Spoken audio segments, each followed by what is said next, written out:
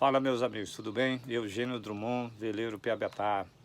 Eu quero falar com vocês sobre a Ilha dos Lençóis.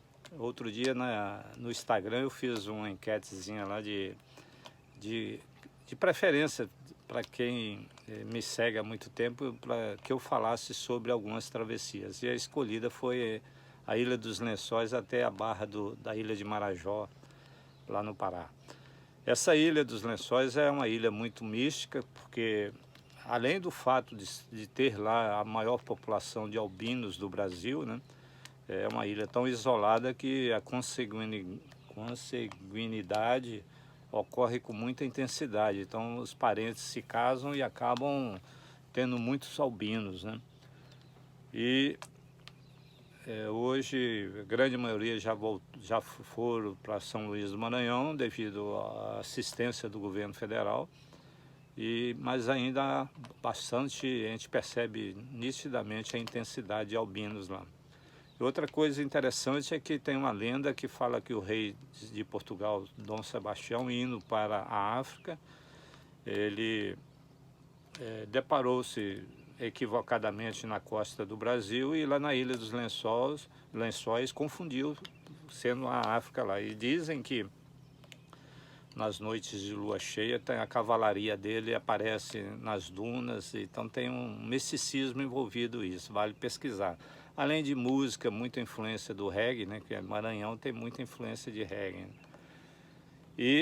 Mas ela tem a posição muito estratégica para os velejadores que estão em circunnavegações, aqueles que não querem vir na costa do Brasil, muitos passam direto e aí aterram lá na Ilha dos Lençóis, porque fica um local praticamente na rota. Eu vou fazer aqui embaixo um mapinha para você se posicionar. E é normal chegar lá na Ilha dos Lençóis ter muitos veleiros de outras bandeiras, de outros países. Só fazendo um pit stop rapidinho lá para descanso, conhecer e seguem viagem. A travessia que eu fiz da Ilha dos Lençóis até a barra do rio Cajutuba, lá em Vista Alegre, no município de Marapani, isso já na barra do rio Pará, ao lado da Ilha de Marajó, ela foi uma travessia muito longa e em todos os preparativos eu estava com muita ansiedade, muita preocupação em relação a essa travessia, porque é um local muito inóspito. As reentrâncias do Maranhão e do Pará, ela não é cartografada e é um local cheio de baixios, muita bancos de areia. Embora tendo muitos faróis, alguns deles ainda em funcionamento, é um local, você não pode contar como rota de fuga. Existem Salinópolis, existem Algodoal, que o pessoal mesmo de Belém frequenta lá, de veleiro inclusive, mas não recomendo para quem não tem conhecimento ou quem não tem uma orientação do pessoal morador do local para poder ajudar nas barras. É muito perigoso. Mas quando fui, eu conheci um casal, era lá em São Luís, eles estavam pedindo à Marinha do Brasil para que concedesse mais tempo de permanência do barco aqui, porque o barco era de bandeira holandesa, né? E eles já tinham estourado 6 meses, pediram a renovação e depois estouraram o prazo. Eles estavam com problema de gerador, o barco não havia painéis solares nem energia eólica, né?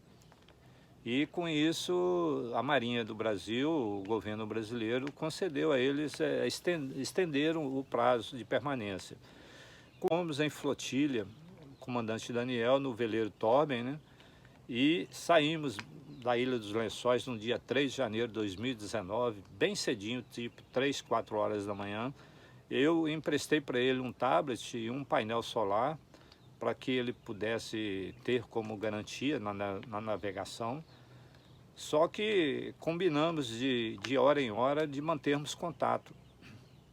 E nas primeiras horas do dia isso foi feito, mas depois de 9 horas da manhã ele permaneceu mudo, não mais me atendeu no VHF. Eu comecei a me distanciar, parece que ele teve algum problema. Depois eu fiquei sabendo que a retranca dele, o burro quebrou e a retranca estava se soltando. Então ele ficou à deriva, cuidando disso.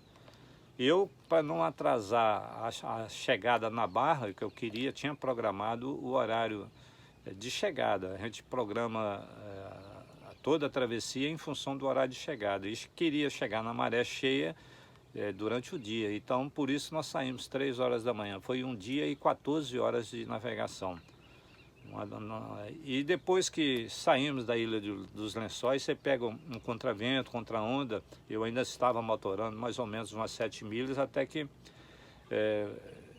tomei o rumo certo, e aí foi uma velejada super tranquila. Enquanto eu estava esperando o Daniel, andei fazendo uns jibes para que ele me alcançasse novamente, mas percebendo que estava comprometendo o horário da derrota, eu me despedi dele, mandei mensagem e inclusive quando cheguei na Barra, depois de 24 horas, ele chegou por lá.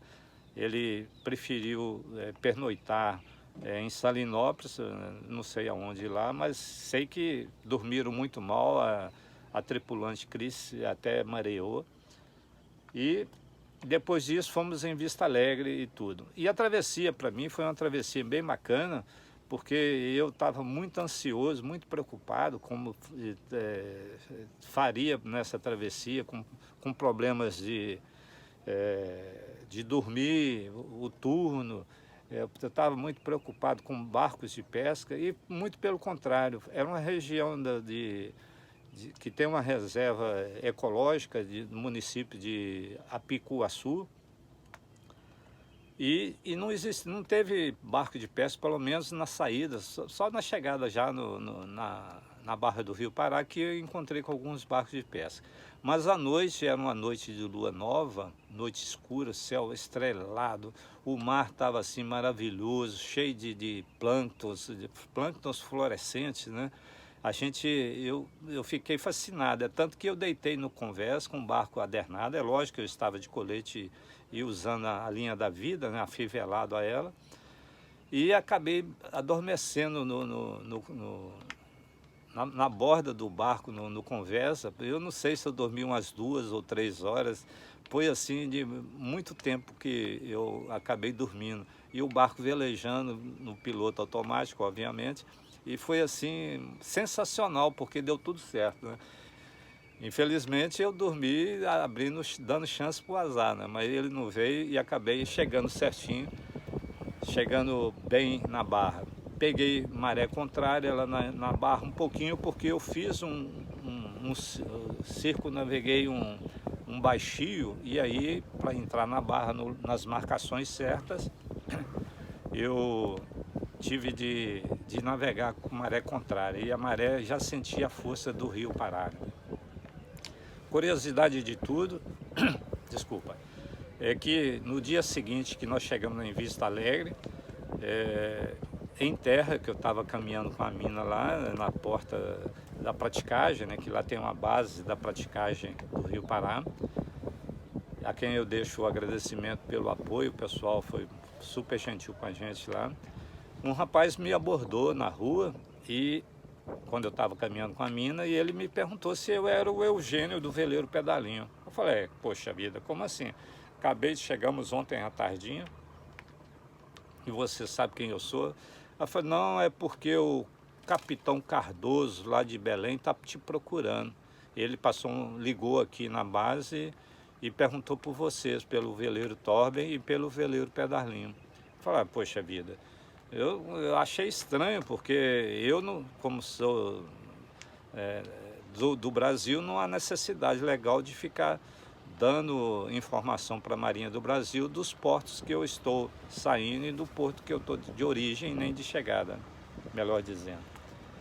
Aí eu liguei na mesma hora para o capitão Cardoso, e ele me falou que o veleiro Torben havia dado em São Luís a informação que estaria em flotilha comigo. E eu falei com esse capitão, que não o conhecia bem, que havia conhecido o casal lá em São Luís do Maranhão, e que estava simplesmente indo a Belém. E como ele ficou na Ilha dos Lençóis, nos festejos que nós ficamos lá no Réveillon, né? Saímos dia 3 de janeiro, depois do Réveillon, ele atrasou na previsão dele de chegada em Belém. Mas deu tudo certo, e foi Foi curioso isso de eu ter desembarcado e um cara me abordado na rua me procurando, né? Mas deu tudo certo. É isso aí, pessoal. Espero que tenham gostado dessa história. Olhem as fotos aí da Ilha dos Lençóis e das travessias, que foi algo incrível. Bons ventos e aquele abraço.